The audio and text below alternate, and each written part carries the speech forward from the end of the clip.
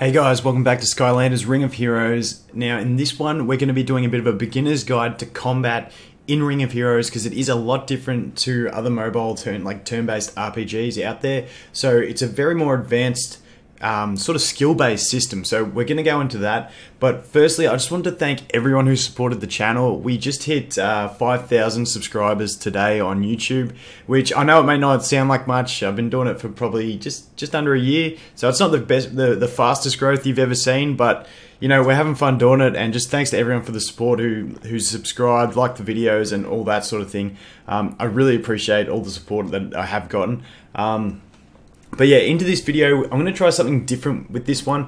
I've pre-recorded some clips that I'm going to play and going to talk about it just so we can slow it down, because trying to talk about combat in this game in live time is going to be a bit too hard. So we'll get a little bit into this battle. So this is an arena battle, and now we can see just the basic layout of a battle. So up the top, this is your arena battle timer. Once it gets 0, it's a draw. But yeah, that's only an arena. Don't worry about that too much. But up the top right here, you can see you've got this A with the ring around it and a ×2.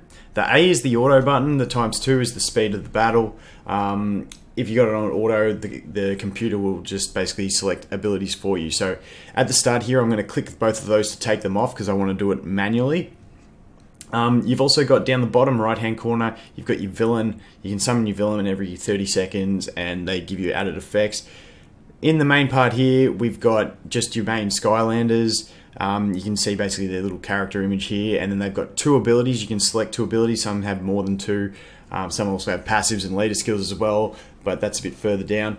But yeah, you can see all these different abilities, and then the little blue square there that has the mana cost, and this one here you can see has a C. The Kaboom's one here has a C.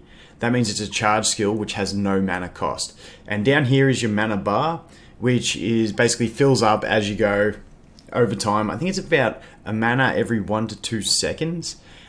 You also gain mana when you defeat an enemy. So what happens is, you can see at the start of the battle here that all these skills have a bit of a cooldown. That is determined by the actual total cooldown of the skill. The lower the cooldown, the earlier it will be able to be used at the start of the battle. That becomes fairly important in arena, but I'll cover that more in an arena video. But that's the basics. You've got your sort of commands up here, and then the last thing you're going to see is when I play, there'll be in the bottom left corner a turn order. So what's going to happen here is I'm going to basically quickly choose my turn order, my first 3 abilities. Now you can queue 3 abilities on your side. The abilities that you queue, you can see, so my Wham Shell here on the right is using his first, then I'm using my 2 Tough Luck skills in the middle here. The reason only the Wham Shell's ability has gone into the queue on the left hand side is because the ability for my Tough Luck here isn't available yet. So as soon as that 0.1 of a second's gone, it will queue that Tough Luck skill, and we'll just press play, and now you see that's queued. Okay, so his Kaboom has then got a turn in the queue as well.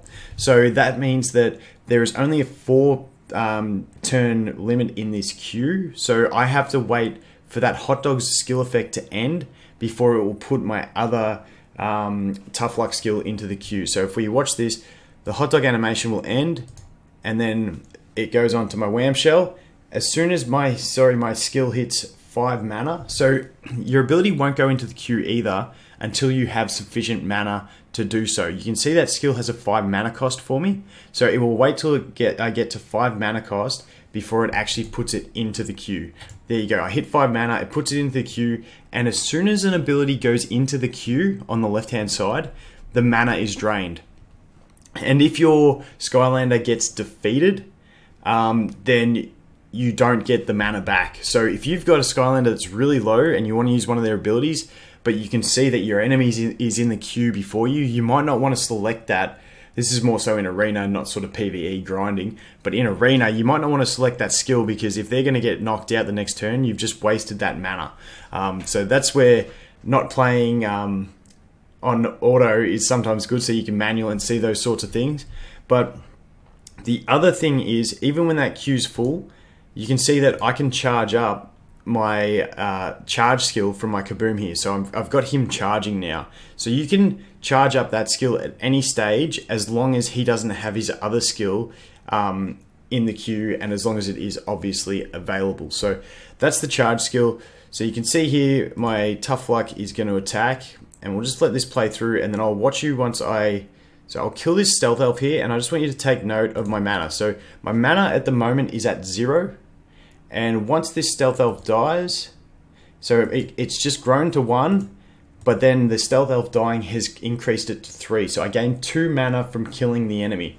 So that's where actually getting knockouts and in arena, and especially when you're farming as well, doing scenarios and stuff like that, if you can get those kills, you could run higher mana cost team compositions. I'll go into, after we do this little clip, I'll jump over to my game screen and we'll talk about some abilities and sort of mana efficiencies and stuff like that. But basically, if you don't have the mana and you've got a bunch of abilities that cost a lot of mana, your team's not going to be synergizing too well, because they won't be able to use their abilities, because all of them are going to be waiting for that same mana to use one skill, and then as soon as someone uses it, you've run out. So we'll keep going here, and I just wanted to show you something about skill selection. So you can see here, this skill 1 for my Wham Shell, I've got the mana for it, and okay, it just locked in, but I'll skip back just a little bit, and what you'll see is, if we hit play, so I'm trying to click it now, so that's 3, but you'll see I'll click it and I'll click it again and it will come off. So even though I have the mana to use this ability and it is off cooldown, if there is already 4 units in the queue for abilities, you can always deselect the skill and select another one. Likewise, if you don't have the mana for a skill, or the skill is still on cooldown, you can, and you click it, you can still deselect it and select another skill to be your next priority. So you'll see here, it'll go by in a flash, but you'll see this skill 1, I'll click it on and off a couple times. See, it's off on, and then once the queue has available space, so once that Kaboom finished his animation, it went into the queue, it's locked in, I can't remove it, it's taken the mana from me, and it's locked into the queue. So that's pretty much that. The other one I wanted to show you was on my Kaboom. So the other thing with charge skills, so soon here I'll lock in Kaboom's second skill, and as soon as that goes into the queue, which is now in the queue, I'm going to try and select my my charge skill. But what you'll see is I'll keep flashing the charge skill, but because I've got another ability in the queue, it means he's got to take an action before he can actually use that charge skill. So I can always deselect that charge skill until he's used it. But then of course, once he has used that other skill, the charge will lock in, and then he'll be charging his skill until it is available to use. So that's pretty much the basics of combat. The other one thing that I hadn't mentioned was endurance. Now, endurance is this little number on the right of your Skylander, and basically different skills take different amounts of endurance from your enemies, and other ones restore them. But you can see here that the Stealth Elf's on 3. I've been attacking her a lot, so she's been taking most of the endurance losses. Standard endurance losses from an attack is 2. Ones that do additional are normally 4, and that's pretty much the average for endurance loss from an ability. You can see here my Wham Shell is he's a tank unit. So some of the tank units have actually higher endurance than others. A lot of the standard endurance for attackers and supports and experts and stuff like that is about 9. And once you lose all that endurance, you'll be basically, it's called knockdown, but you'll be like stunned. If you had an ability in the queue, it will get knocked out of the queue because you're no longer available to use it. And also you won't be able to attack for a certain period of time until it ends, and then you'll be back available to attack. So knockdowns are pretty important too. But yeah, the thing I wanted to talk about now is what we'll do is we'll get rid of that and we'll go back to my game now. And I just wanted to talk a bit about mana efficiency in teams. So when we were talking about having only a set amount of mana, and that mana bar is basically central to your whole team, so they all share the same mana. Charge skills are something that are real nice to incorporate into your team to be more mana efficient. So you can see this charge skill has 0 mana, 8-second cooldown. It's very efficient. A German streamer, Tools for You, really nice guy. I had a long voice chat with him. He actually came up with the idea of making like a mana efficient efficiency scoring system, which I'll make another video on once we get more in depth into it. But basically the idea is the more mana your ability costs and the lower the cooldown, it's basically reducing the efficiency of how often you'll be able to click that as soon as it's available. So charge skills are real nice for that. Another example is that Enigma. Now he's one that we all get free to play from the quests, and he may not look amazing. You go, oh wow, like when you think about a normal turn-based RPG, you think 24-second cooldown. Obviously we don't have seconds, but it's like sort of like, you know, a single target attack up, a single target bless.